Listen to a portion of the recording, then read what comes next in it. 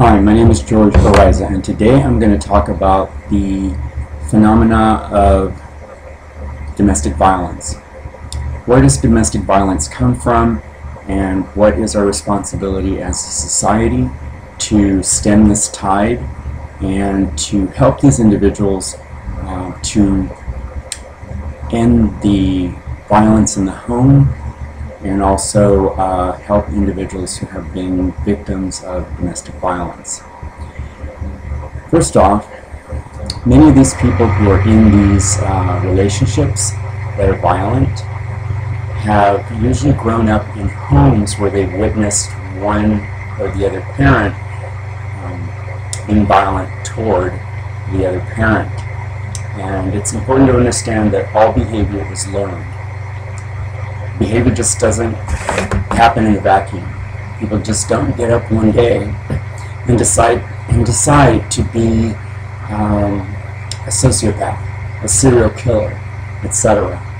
These are learned behaviors, and people who pick these type of individuals who are violent, they do this subconsciously. They have damaged personal boundaries. And for these people, it's really important that they learn how to strengthen their boundaries, stand up for themselves.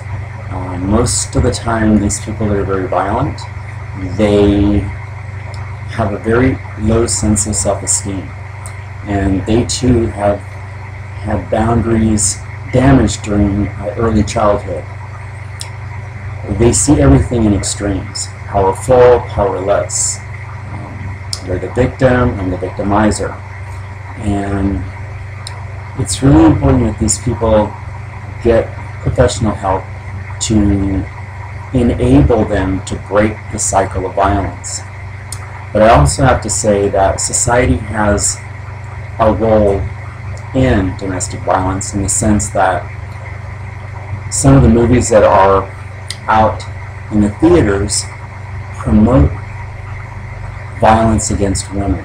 And it should be no surprise then that we see pre-adolescents who are raised in a home where there is domestic violence being viewed by them on a regular basis.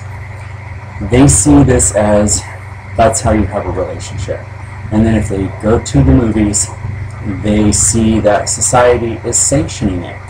They may not be coming out and saying, well, you know, it's okay to to beat your mate, but it is a silent negative contract that everyone is entering into who goes and watches this movie because it is condoning this behavior, even though people say, oh, I'm against domestic violence.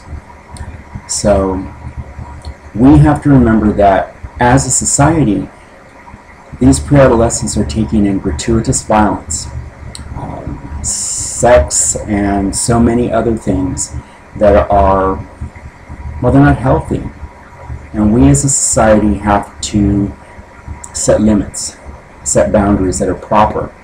And it's important for parents to watch over their children and supervise what their children are watching and listening to. Because again, everything that we see, everything that we hear, it affects us because it is stored within the subconscious mind and also in the musculature of the body. So the good news is that all these behaviors can be unlearned. Boundaries can be strengthened. So individuals who are in homes where domestic violence is prevalent need to be able to rebuild their self-esteem and understand that life is not about taking over someone else's life.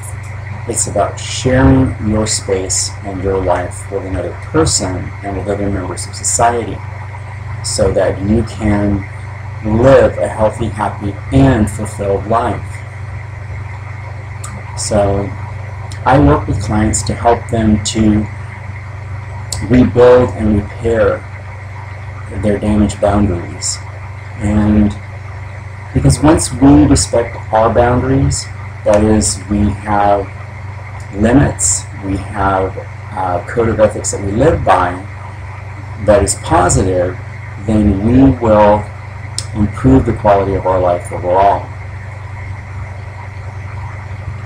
In my next videos, I'm going to be talking about things like how to improve your self-esteem, how to understand that you are in and of yourself a great person who deserves good things. Because the more we appreciate ourselves, our talents, and believe in ourselves, to that extent we'll be able to believe, support others. Thank you.